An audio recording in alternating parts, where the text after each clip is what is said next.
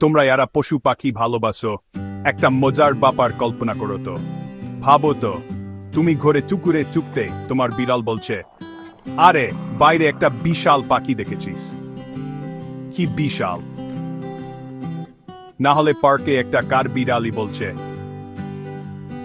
কি রে দোস্ত, খাবার আছে। ভাবো তো, তোমার তোমার ওয়াকুরিয়ামের মাছ তোমাকে সাঁতার শিখিয়ে দিচ্ছে, আর ঘোড়া বলছে, চল ধাক্কা দে। এই মজার দুনিয়ায় কখনোই তোমার বোরিং লাগবে না।